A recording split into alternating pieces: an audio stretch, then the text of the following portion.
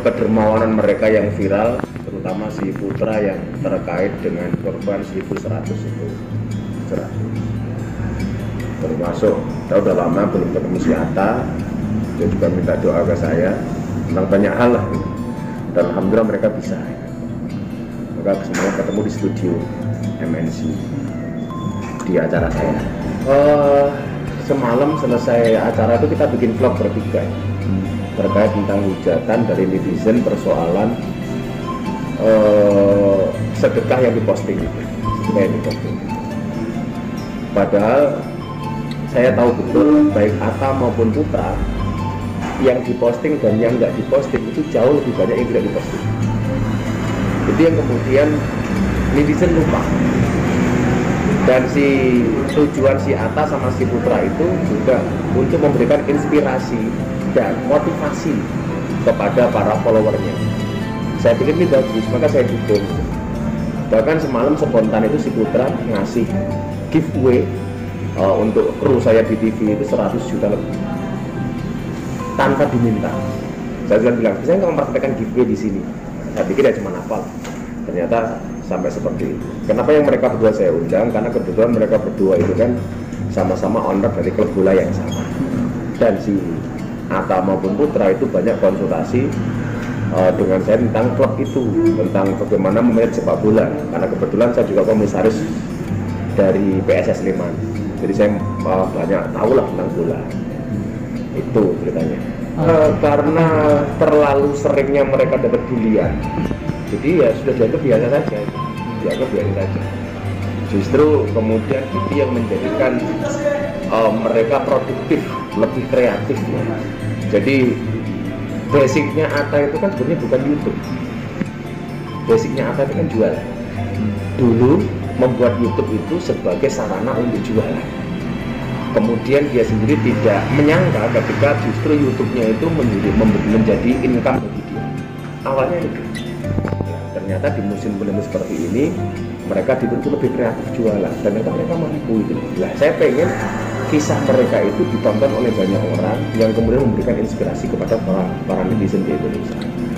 Ya, jangan selalu melihat sisi negatif lah, sisi negatif. Saya ditanya begini, kategori ria itu apa? Ria atau pamer itu kan satu amal yang kemudian dipublish, diposting dengan niatan mendapatkan pujian dari orang. Nah, sementara niat mereka bukan untuk dipuji gitu loh. Niat mereka supaya menjadi inspirasi dan motivasi bagi yang lain. Salahnya di mana? Makanya dilihat mereka saya bela gitu. Bukan karena saya dekat tidak dekat. Saya akan sampaikan bahwa hal seperti itu boleh. Dan Al-Quran pun nggak melarang gitu, boleh sedekah di siang hari, di malam hari, secara sembunyi-sembunyi maupun secara terang-terang. Nah, saya memberikan motivasi itu kepada mereka. Kebetulan momentumnya tepat di acara saya. Atta, si Putra itu selalu minta diujar, minta dikasih masukan. Dan saya pikir ini bagus gitu, bagus. Dalam melangkah, namanya anak muda kan, begitu banyak hal yang kemudian butuh dikonsultasikan, ya saya siap-siap saja itu. Termasuk semalam karena kesempatan udah lama nggak ketemu sama si Atta. Dia banyak hal yang dibicarakan, ya saya dengarkan ini. Kalau saya diminta memberikan masukan, ya saya kasih masukan. Saya diminta untuk memberikan nasihat, saya nasihati gitu. Karena yang terbaru yang ramai persoalan sedekah itu saja. Namun dalam Undang-Undang ITE pasal 28 ayat 2 itu terkait SARA, apabila netizen mengkritisi selebriti dikaitkan dengan SARA, maka dia akan masuk pasal 28 ayat 2 Undang-Undang ITE. Nah, atau menyebar konten-konten yang tidak pantas, yang tanpa hak ya, di media sosial atau media elektronik ya, seperti beberapa kasus selebriti yang pernah rame, itu kena pasal 27 ayat 3 Undang-Undang ITE. Semua ancamannya rata-rata 6 tahun. Atau apabila tidak di ITE ya, dalam hal lain dengan bentuk selebaran atau dan sebagainya, itu bisa kena juga di pasal 160 KUHP. Ancaman hukumannya sama-sama 6 tahun. Oleh karena itu para netizen harus berhati-hati, karena pasal ini bisa menjerat dengan kita salah bicara, salah menulis ya, atau salah menyebarkan konten dengan tulisan-tulisan tertentu itu dapat dikenakan undang-undang ITE dan ancaman tidak main-main 6 tahun dan dapat ditahan. Sangat sensitif undang-undang ITE ya, sangat sensitif sekali. Kita netizen itu betul-betul harus berhati-hati ya, apalagi sudah menyinggung masalah SARA atau selain SARA ya tadi mengambil foto ya, foto yang usil-usil misalnya yang jahil disebarkan tanpa hak, itu dapat terkena undang-undang ITE. Namun seyogyanya saya menghimbau kepada kawan-kawan netizen ya, sekali lagi untuk berhati-hati dalam membuat konten di media sosial, dan juga kepada para selebriti ya, seyogyanya juga jangan banyak yang baper.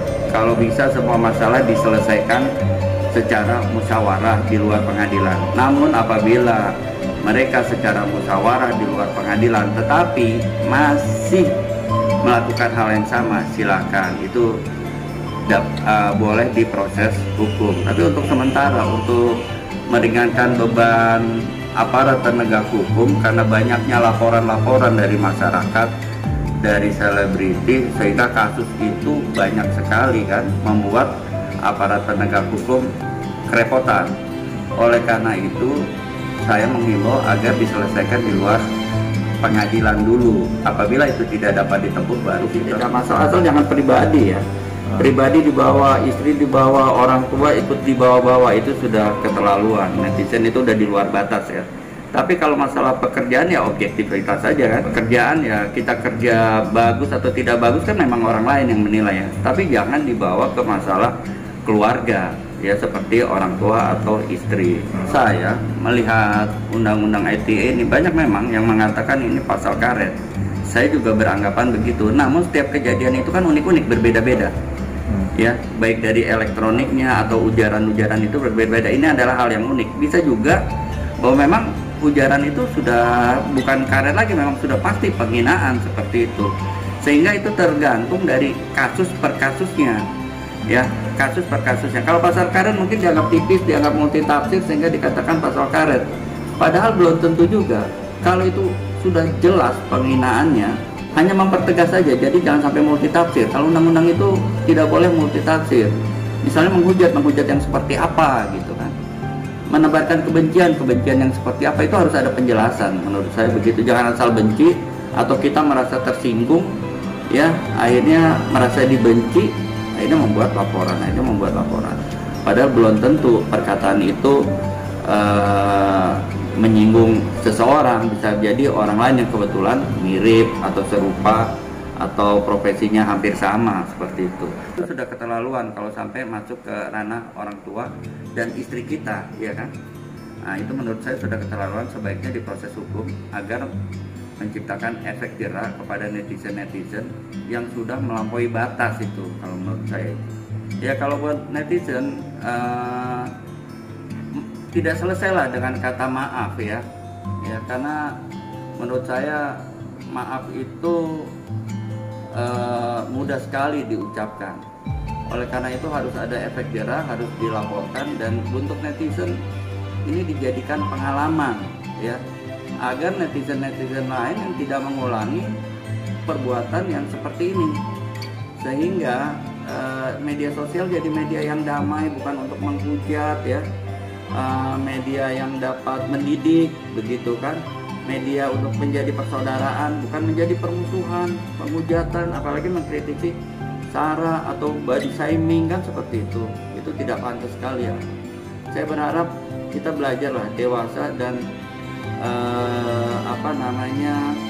tingkatkan kesadaran bahwa media sosial ini sebagai alat perdamaian, sebagai alat menyebarkan kasih sayang, bukan alat untuk permusuhan dan